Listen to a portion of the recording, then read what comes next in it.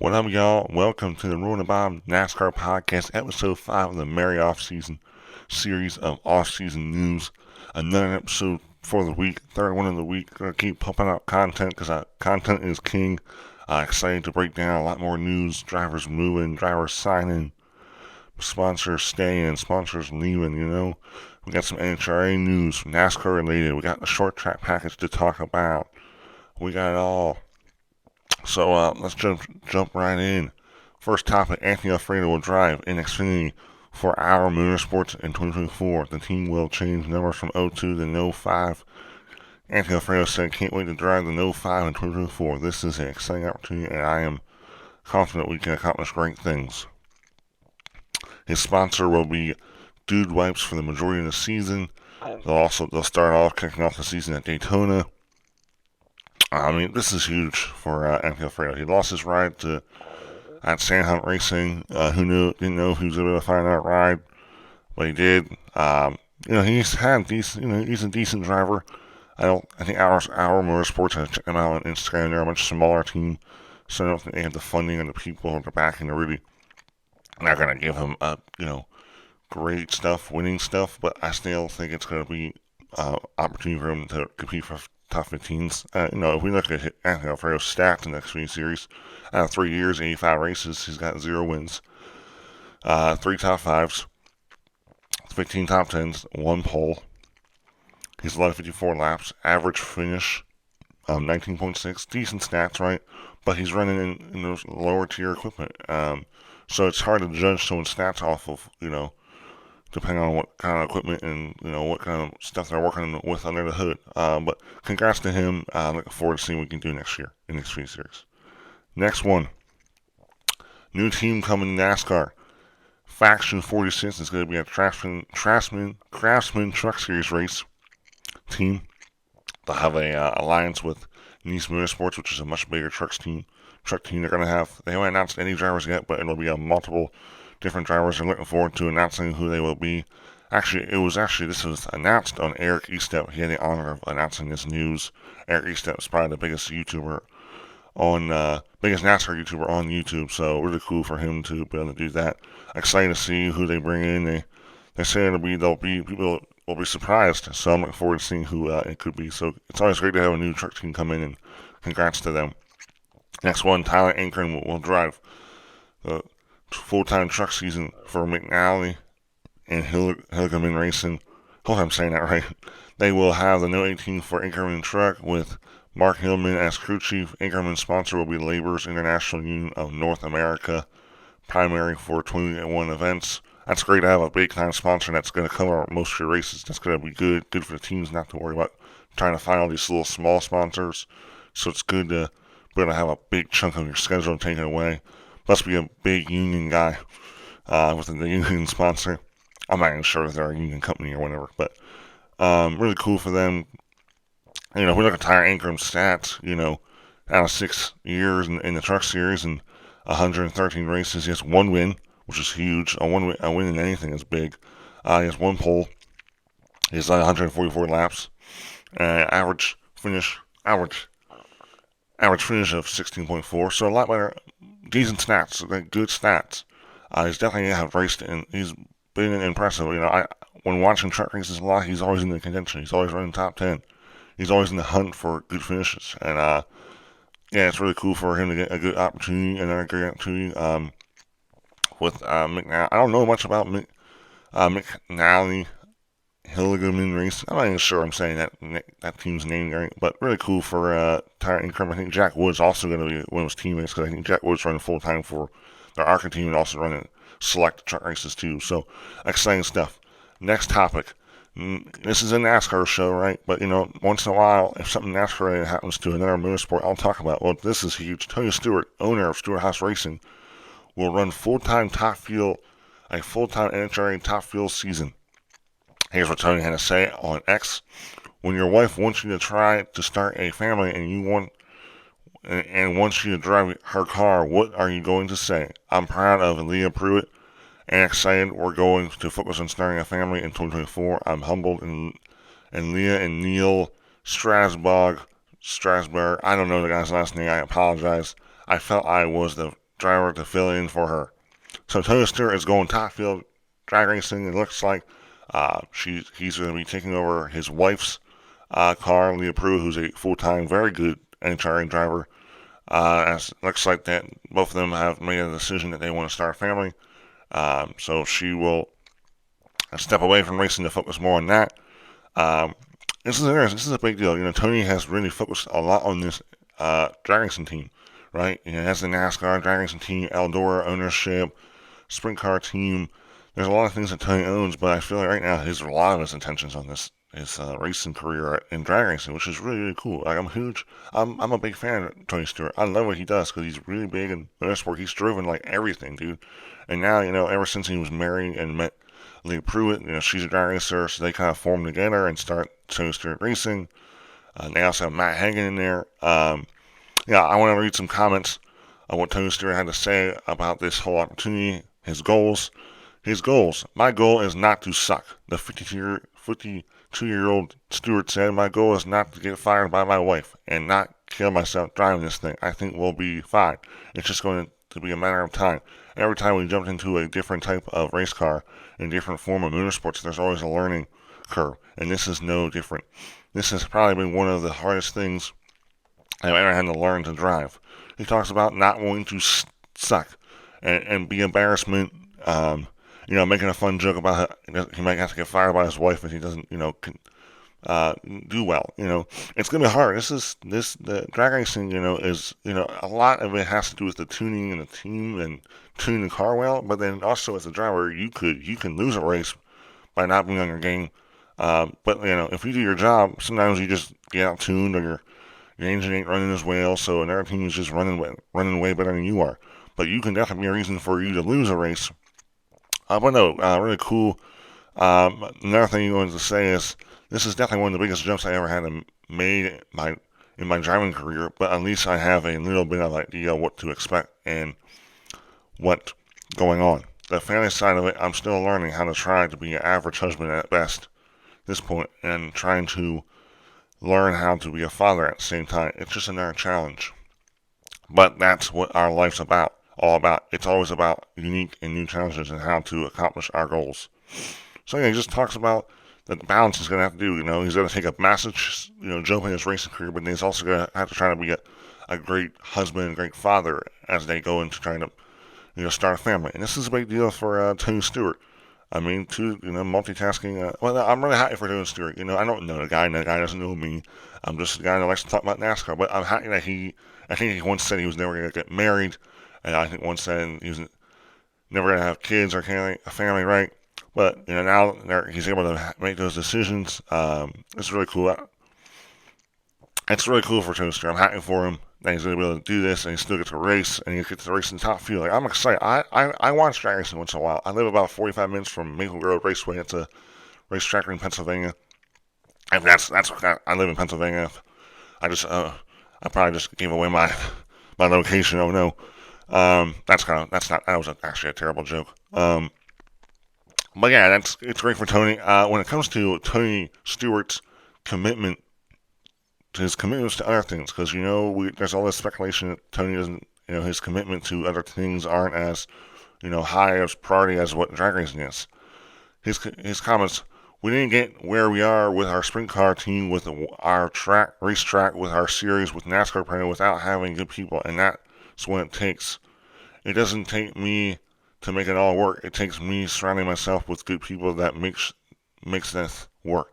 That part of the equation isn't changing.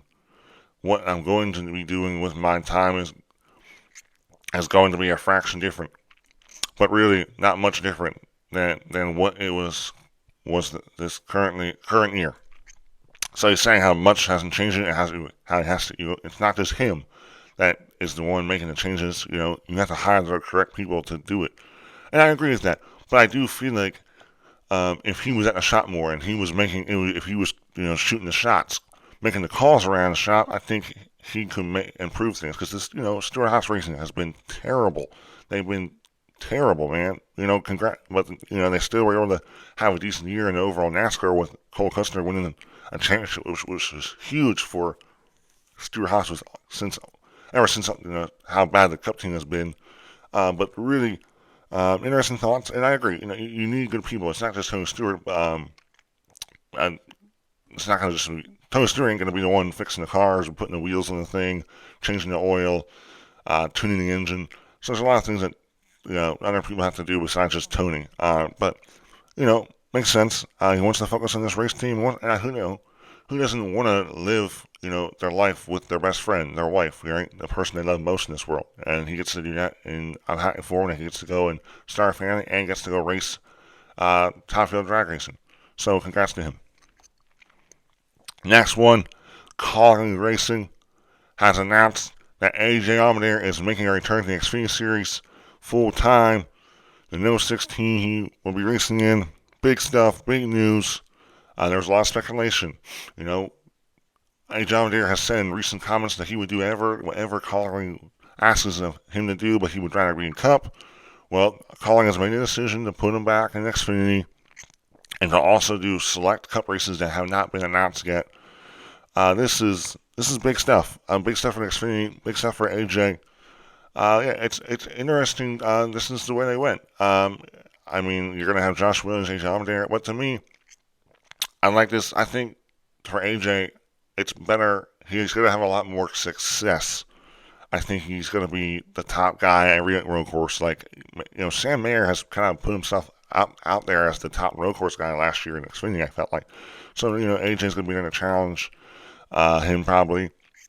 And I feel like AJ, maybe the schedule is better for AJ too. I feel like because he's got a kid now, and the schedule you're racing the majority of weeks, but sometimes you're not. There's a little bit of breaks in there. So for him, especially at his age, he's like 42, 43. He's in great shape for being that old. But I think this is a great opportunity for him to still race and race for a championship, and he's going to be competitive. And you also got to think about it. Collins' Xfinity program is levels above what their Cup program. Their Cup program is going to be trash next year because they just haven't. They were once one of the hottest teams in all of NASCAR, and now they kind of fallen off. Their decision making with drivers hasn't been as great, and in my opinion, I haven't really been a big fan of. Daniel Hemrick hasn't really done much besides win a championship by winning the last race. He did bump the guy out of the way to win, but that's what you got to do to win a championship. And then also, who knows about who's going to replace, who will replace AJ Allmendinger, because Daniel Hemrick replaced Justin Haley. So it'll be interesting. There's talks that Ty Dillon will maybe replace him. Ty Dillon might be one of the drivers. That rumor was not true. And there's so much speculation of who's really going to be replacing the 16 car in the Cup. Who knows? Maybe they'll just have one full-time driver and have the 16 as part-time. A driver races here, a driver races there, type thing. But yes, I think AJ won the Racing Cup because it's the best drivers in the world. But I think for him, it's gonna, and he does whatever the team wants. The team wants him to be very competitive. They're gonna win a lot of races, I think, next year with him because they're gonna be a top team. The competition next Xfinity is decent, but it's not as stacked. I feel like you see a couple of future Cup guys in the current roster of Xfinity Series drivers, but there's not as many as I felt like that has been, at least in my view. I'll have to maybe my brain has to recycle back to realize who's all in the Xfinity Series. But I'm happy for AJ Allmendinger.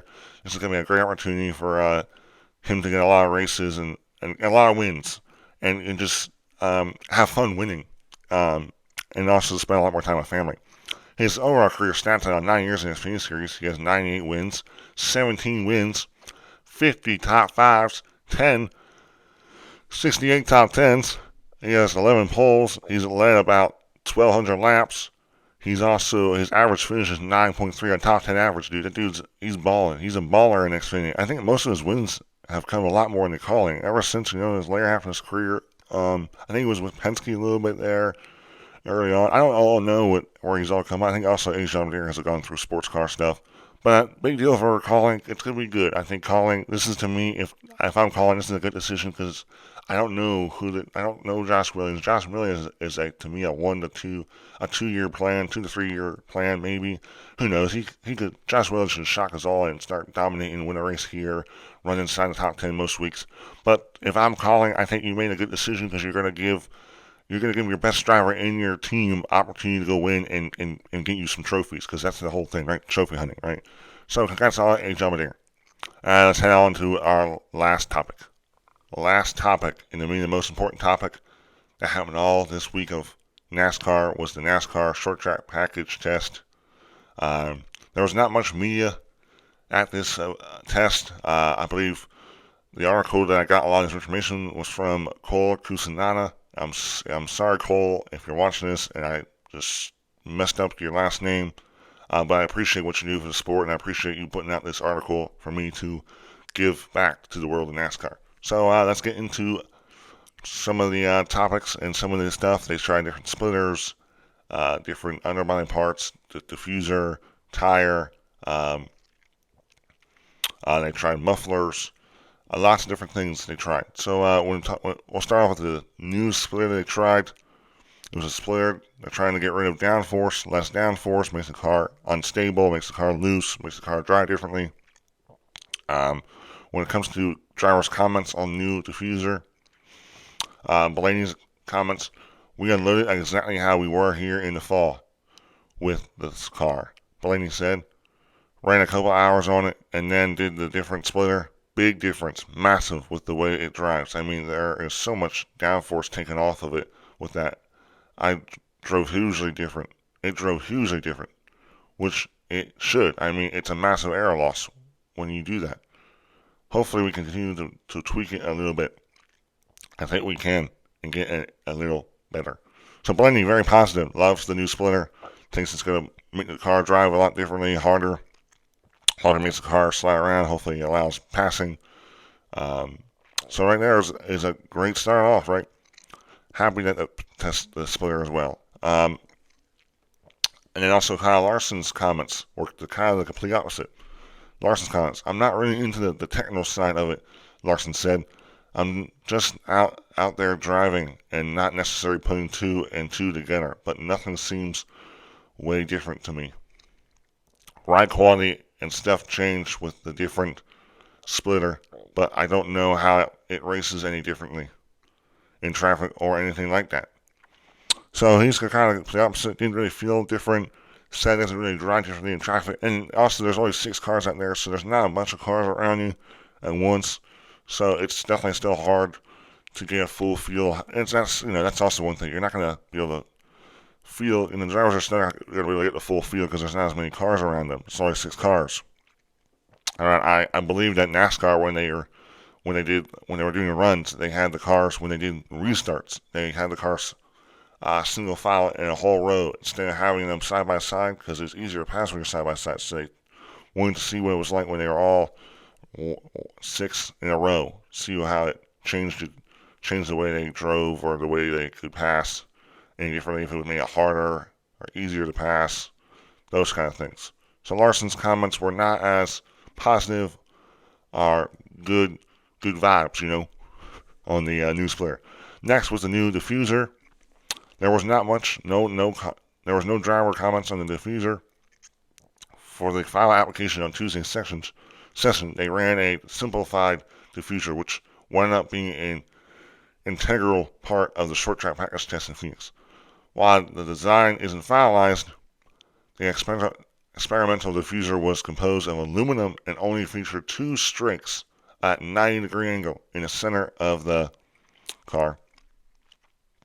While the design isn't finalized, the experiment diffuser was composed of aluminum, only 2 featured strakes at 90 degrees angle in the center of the underwing, right, component.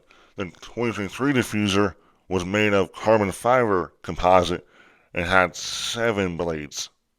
So I guess the 2023 style was out of carbon fiber composite with 7 blades. This one was made out of composed of aluminum and only featured 2 strakes. So I guess less airflow. I don't know. I'm still very confused on how the diffuser works, but I believe the diffuser has a big deal to do with the airflow under the car, clean air, dirty air. And I think that's one of the reasons that the dirty air is so bad, because you get this massive diffuser that just catches the wind so much. So yeah, they tried different diffusers. There was no comments on this, but a different diffuser. Hopefully, this diffuser can also help with the driving ability to be tougher, so it's much easier to pass. differential in speed. Although teams only tested new diffuser with the new splitter on the first day, the driver response was so good and positive, NASCAR decided to keep it on for the second day as they ran other splitters and tire combinations. So they chose to keep everything how it was because the driver response was so good. So for the second day, as it was related to aerodynamic and representative from the NASCAR firm, they did not conduct any tests without the diffuser or modifications to the spoiler. So yeah, NASCAR did not do any tests without the diffuser. So we don't. A lot of fans think that they should just take out the entire diffuser because it's just the dirty air is so bad with that thing. So, but they didn't. But yeah, it'll be interesting to see, with test, and hopefully we get some more comments about the diffuser and what drivers thought with that diffuser. Yeah. And then next with the tires, the Goodyear brought a softer left side tires with the heavier tread gauge on the right, served as a combatant for the thicker gauge tires they used at Martinsville following the Richmond test. So yeah, so I guess this tire was closer to the tires they used at Martinsville. Martinsville tires were really, really well. I think those were the best tires Goodyear's put out when it comes to the wear they put on, because that's what NASCAR's been struggling with, this new next gen car. They can't fire a tire that just wears, but doesn't explode. So that looks like that was a positive. And then when it comes to comments, Eric Jones's comments on the Goodyear tires, the tire stuff was really good, Jones said. I think Goodyear's got some good notes from that, and probably it's going to apply to a lot of places. We'll see how durability does with the tire that we tried that everybody kind of liked. It was definitely, this isn't a tire test, but of all the tires I've tested over my career, by far, probably today was the biggest I've noticed ever. So he says this is the biggest. This is the most he's noticed out of testing tires, I guess. Maybe from the next gen, but in all of his career. So that's, to me, really, really good. It's good that they're finding a tire. It's good that you're hopefully figuring out how to make a tire that wears soft but doesn't explode. Now, they still haven't tested. I don't think their runs, when they do, I think they've done big, long 100-lap runs or something like that. They haven't done, I guess, long enough runs yet to really fully see what the tire's going to do. If it will, how long it will last. I don't think they're going to test it until it blows up. That's not really safe. But it looks like they've figured out something with this tire. And that's to me is really, really good. I'm happy. And so far it's been mostly good things about this test, and the tire and the splitter. Good stuff. All right. Given the positive feedback providing drivers in the post debrief test on Tuesday, NASCAR decided to predominantly work around improving aerodynamics of short track packages and center around the simplified diffuser with different splitters and tires. So they try to just keep with that, and I think not go into the gearbox, as they chose as a result prior to the plans to modify the gearbox were nixed. Going into the test, NASCAR had intentions of trying to completely eliminate the shifting. They decided to forego that because it would take up too much time and consume too much time during the test. They felt like it wasn't worth it. Larson's comments on that, of not testing the gearbox, he said he didn't care that it wasn't tested. I guess I kind of was more interested in that, because I feel like besides the horsepower, that the gearbox, in my opinion, the shifting is what's hurting it most, because of the ability that they're not going fast enough in the corners, right? The corner speeds are not fast enough, so they're having to shift because the RPMs are too low. They have to shift, keep the momentum. And that also hurts the racing, because the bump and run, or if you make a mistake, you wash up the track, you drive a little too aggressively, you drive up the track, get loose, whatever. All you gotta do is drop a gear and keep that momentum going, and you're not really losing many spots from it. Momentum is very important in short track racing. If you get bump in the run, you're losing momentum because of that, and that could cause you could get passed. You could get passed by multiple people. So yeah, I'm a little disappointed in that. I feel like that was the big thing, in my opinion. That was the biggest thing going on for the test, besides adding more horsepower. So it kind of sticks in and try that. And then the third topic fourth topic, you want to count the gearbox thing. Mufflers. NASCAR tested mufflers. They had Cole posted 200 videos up about the different sounds. I would say video one, I'm not going to play them. But video one, I'm listening to it. The sound of the muffler sound a lot. The muffler sounds a lot more flat, in my opinion. It doesn't seem as mean, in my opinion. But that's a video, so I don't know. And then, in my opinion, I like the no mufflers. You just can feel the engine. You feel the power. I just feel like the non-muffler feels a lot more flat. When it comes to the mufflers have been a huge topic. NASCAR fan bases, including me, have kind of gone back and forth and I want them. They tested these mufflers, the same mufflers they tested last year, because they want to work on not, I guess, with the mufflers, it adds heat in the car, so they're trying to find ways to not have heat, so heat in the car doesn't, so the driver doesn't overheat too much. Right, and they're going to be testing these mufflers for the Los Angeles Memorial Coliseum and Chicago Street Course. I believe the Chicago Street Course has a rule that can only have a certain amount of decibels in that area of the city, and then Los Angeles Memorial Coliseum, because it's in the city as well, they want to try to lower the decibels down to like 10 decibels. Cole's comments. Cole said, standing on pit road, the only noticeable difference from the mufflers modification was the absence of ear-piercing screaming given off by the engines, which is often bleeds through headphones. And that's the one thing I will say with those comments, that yes, I feel that's what makes it the worst. The ear, it's not like it's just this ear-piercing. It's just this loud roar, and if that, and the thing, I'm judging this off of hearing through a video, and I haven't felt it like in real life. So everyone keeps using if no, and NASCAR didn't tell anyone that they were putting mufflers on, no one would tell, and probably most likely they wouldn't. Larson's comments on the mufflers. I haven't felt really any heat difference, Larson said. I could definitely tell a sound difference, which I like. I definitely think our race cars are way too loud, and probably are still too loud with the mufflers. I think the cars could be quieter to help the fan experience.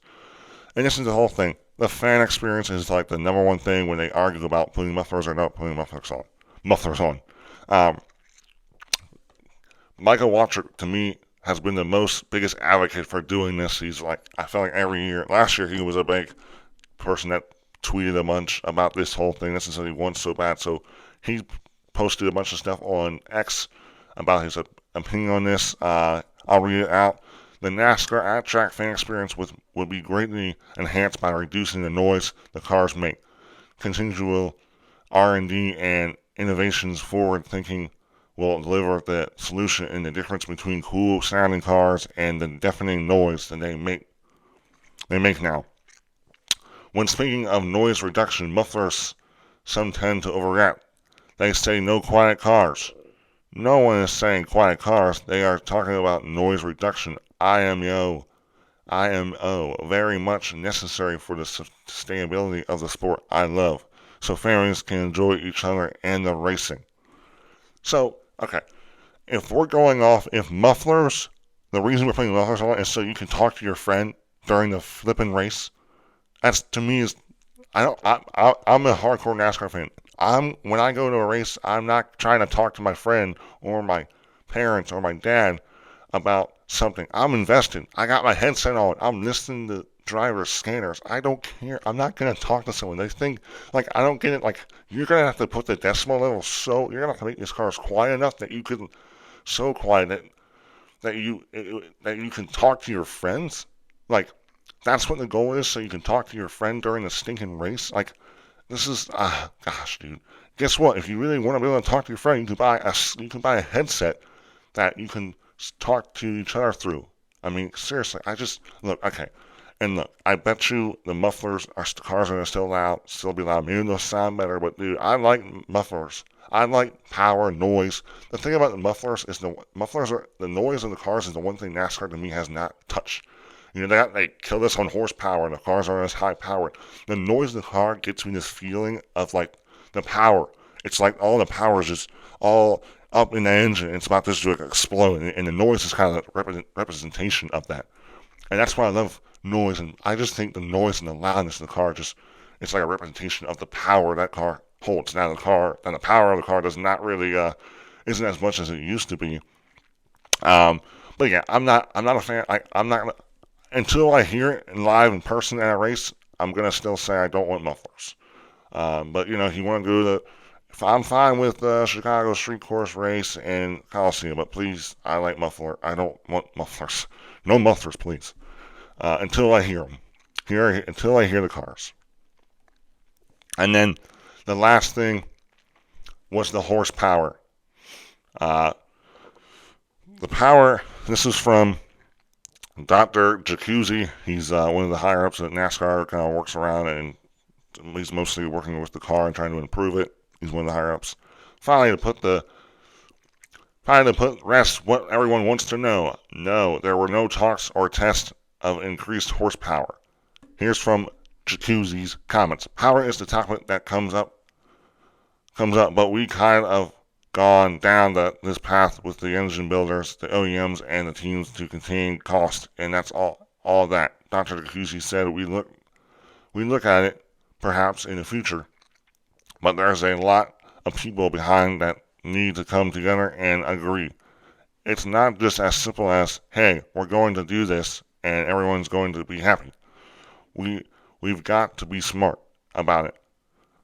What we do there's a lot of intern integrity behind the engine and producers of those engines. Really got to bring everybody along with that journey.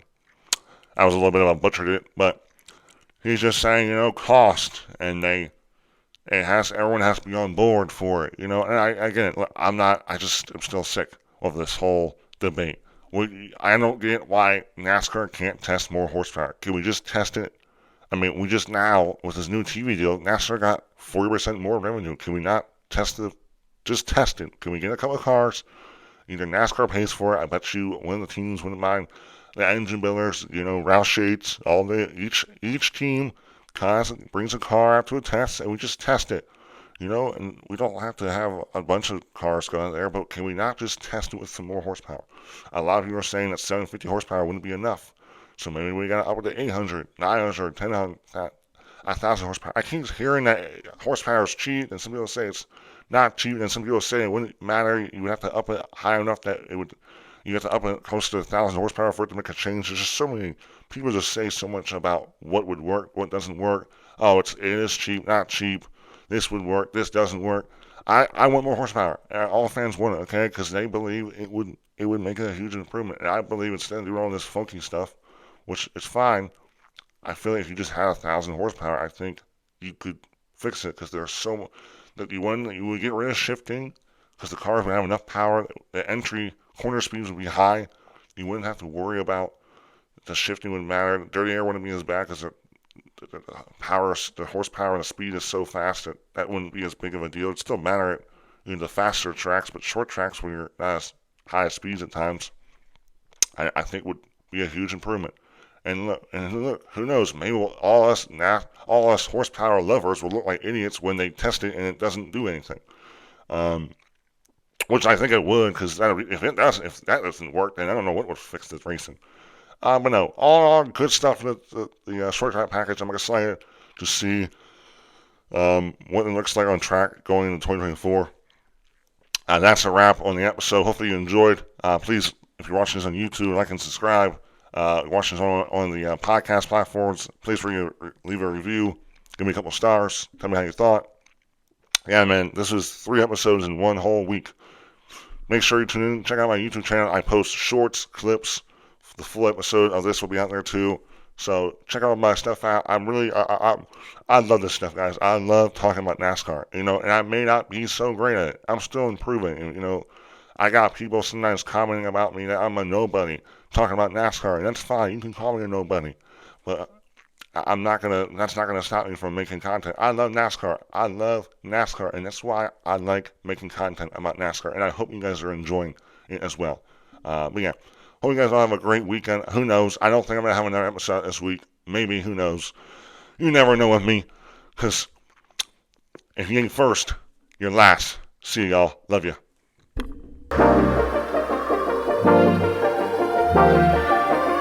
Thank you.